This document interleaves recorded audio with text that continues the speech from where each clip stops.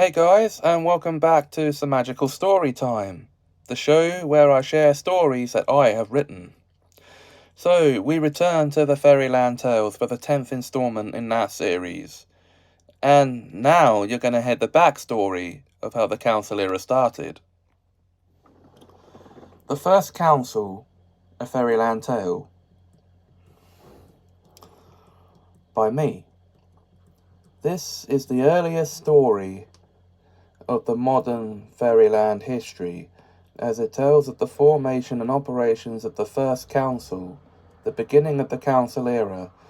It was a time of prosperity in Fairyland, as the fairies had not long ago won the war with the sprites, the race of magical mischief makers that they once shared their home world with, but not harmoniously, and as such, they thought it was time they had laws to live by. A group of well-educated middle-aged fairies agreed with the population and held a meeting to discuss forming a council to help pass and enforce laws, starting off a new calendar for a new era of Fairyland history.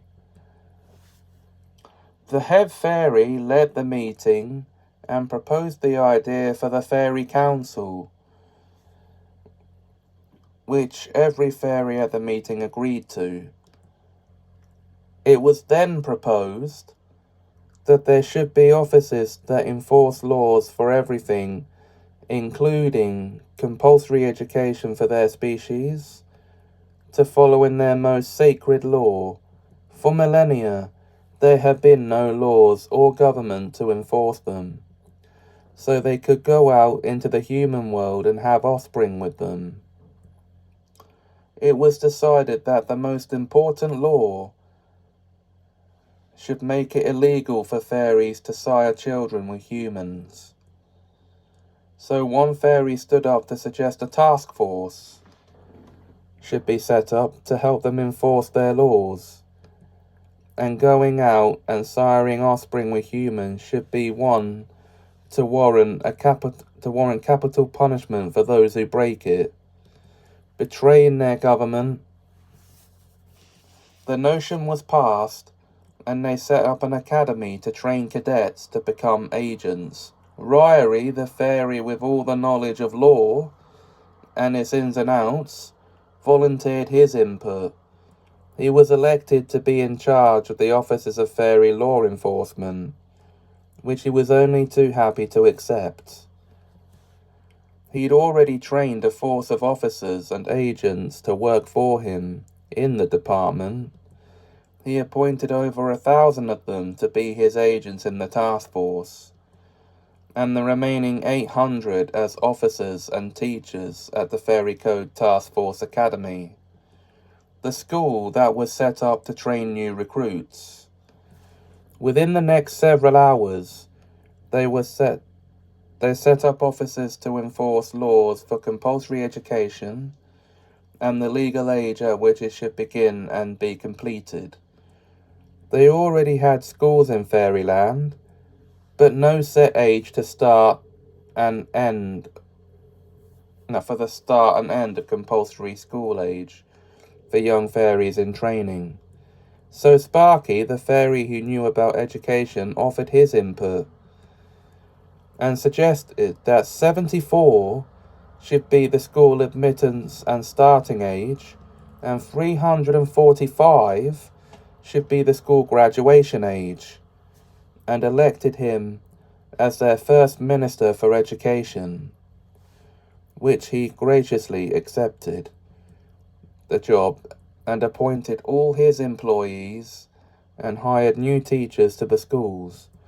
Once all the offices were full, ministers elected and employees helping to run them, it was time to elect a prime fairy minister to serve the first term.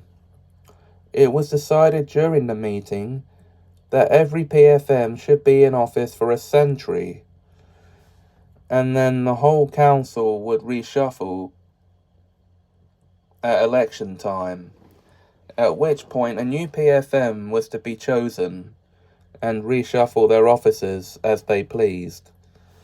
So the two top fairies stood to run for PFM, sending out ballots for fairies who were 512 or older to vote on. It was agreed with the Ophel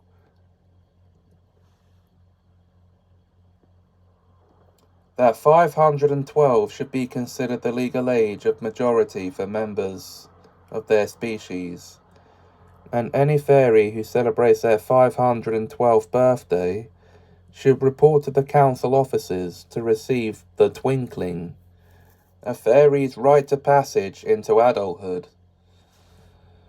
and be considered for a council mission in the human world. The two top fairies running for PFM were Comet and Astro, but the favourite was Comet, so he was elected into office as the first PFM, and things were finally in order for the first time. It was also a capital offence for any fairy old enough to vote not to do so, and it would result in their arrest and them receiving the death penalty. It was now the year 1 of a new era, as they now had a full government in Fairyland, and passing and enforcing laws for them to live and abide by, and they couldn't be happier. They knew there would be some who would challenge the laws and try to rebel against them. There were still some sprites left from the war who had since reformed and joined offices in the Fairy Council,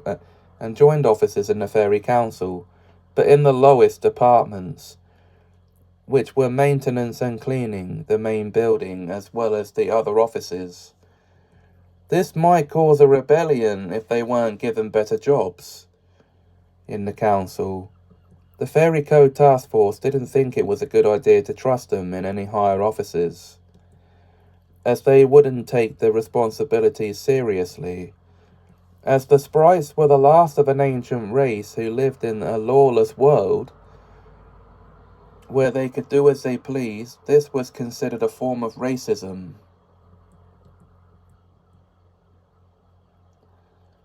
Their ways had come to an end after hundreds of thousands of years, and now the last of their kind was relegated to janitorial labour, and they didn't like it.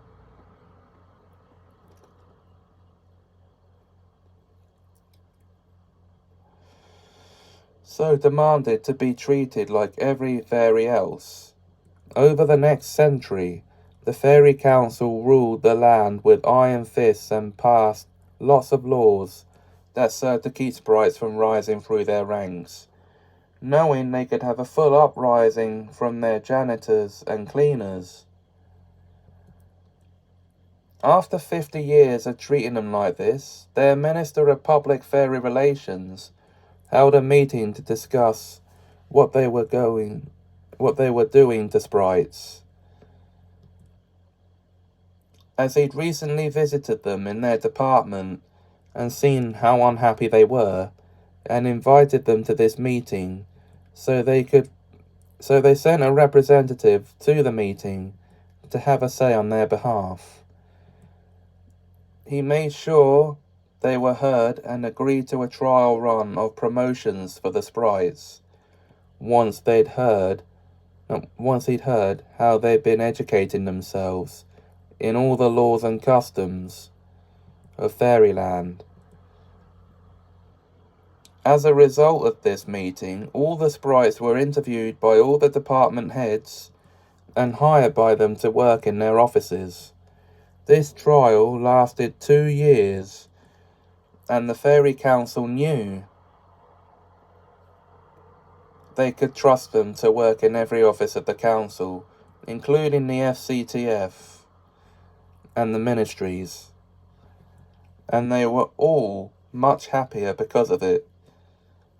They'd managed to avoid a sprite uprising, and it was all thanks to their MPFR, Ganymede, whose job it was to sort things like this out.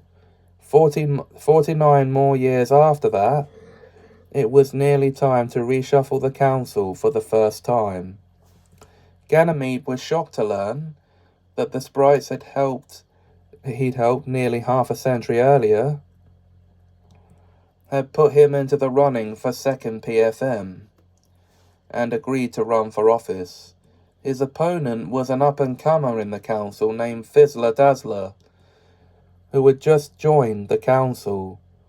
Over the next year, the two candidates ran fiercely against each other.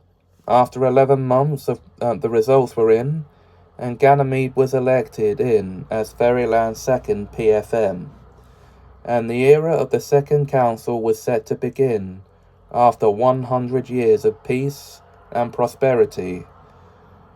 All the offices were reshuffled and new heads were appointed to the departments. The first council era had been a success.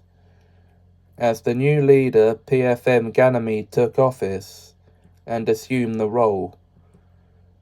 Fairyland era, 1C, Y1C to Y100, 1st century. PFM, comment.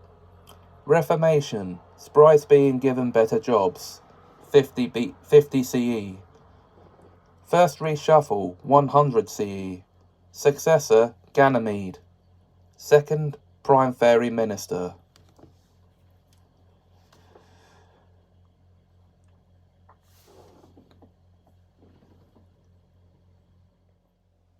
And that was story number 10, which is also chronologically the first of the mainline stories. I hope you enjoyed the backstory of how the council era started. And I hope you enjoyed this video, because if you did, please like, comment, share and subscribe. Until the next episode of this show, thanks for watching and have us a magical time.